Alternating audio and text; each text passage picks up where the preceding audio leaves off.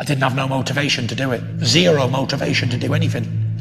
Zero motivation to have a shave, zero to brush your teeth, even have a shower, nothing. I can't tell you in words how I felt, how down I was. When you lose control of your own mind, you're in a bad place.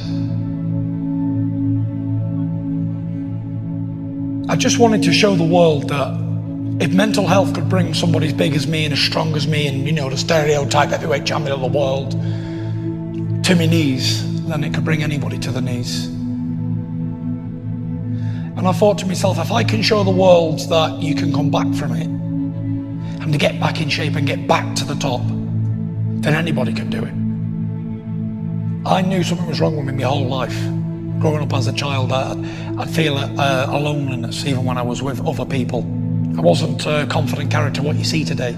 I was a very shy, reserved, skinny little whippet kid. I was always told that I couldn't do stuff and I'd never do anything, I'd never achieve anything, so that made me worse, basically. I've experienced the highest highs and the lowest lows in life. Something I'd worked for my whole life, and when I finally achieved it, it was like, oh well, that was a load of rubbish. I wasn't expecting now to feel like this. Like I said to you before, I just felt like an emptiness, a deep gaping hole of nothing. Darkness and grey clouds.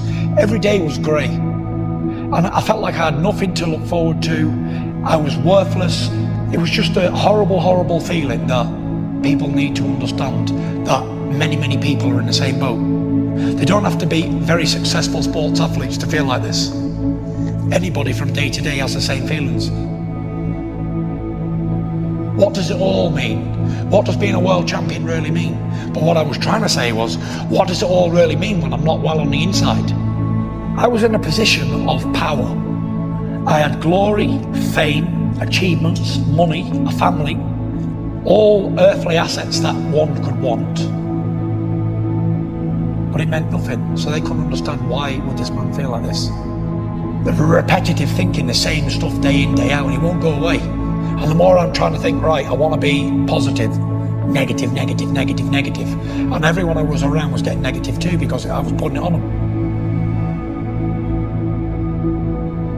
This went on for 18 months, of me battling my own self every day, drinking, abusing my body, eating rubbish, taking drugs. Everything I stood for didn't matter anymore. I'd never ever experienced anything in my whole life, even though I'd had anxiety before. This was the king daddy of all anxiety attacks. I was so sure I was gonna die, but nothing mattered, I didn't care. All I wanted was atonement for my sins.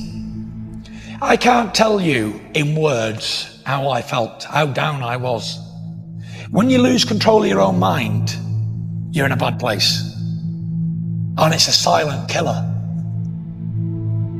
It's almost like carbon monoxide poison. You can't smell it, you can't taste it, you can't feel it, but you're down. The way I explain mental health is you bottle up and bottle up and bottle up and then it just explodes. You can't bottle anymore. And that's when you're having your bad times.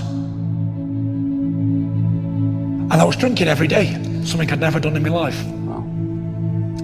To try and wash me sorrows away. But it come to a stage where well, that's one way of doing it, but I'm going heavier and heavier. I was gaining 380, 390, 400 pounds, and I was very unhealthy. I didn't fit in anything I owned anymore. It wasn't me anymore. I had two bodies. Turning point was, I went out Halloween dressed as a skeleton in a fancy dress party. I went out about 9 o'clock and I expected to stay out all night and get smashed. I had one drink. I looked around me and I thought, what am I doing? I'm back normal again now, yeah? I'm back like thinking straight. Still drinking, but I'm thinking sensible again. And I called out to my wife, I said, Paris here. She said, what? I said, tomorrow. I said, I start to turn my life around. I said, I promise you. I said, I'm gonna do it. I'm definitely gonna do it. From that day, I got my tracksuit on in the morning and I was gonna run 2 miles. I got about 200 yards and stopped. And I thought, right, I can't run. I've run all my life. I've always been a very good runner. And I got 200 yards and I was totally gone. I could feel my belly moving on them. It wasn't like a fat like jelly, it was like solid brick. It was a horrible feeling. I thought, okay, I'm gonna walk the rest, and I walked. And every day I'd go out on the canal and I'd do a little run in my sweatsuit. And every day I'd get a little bit further until I was doing 4 or 5 miles again.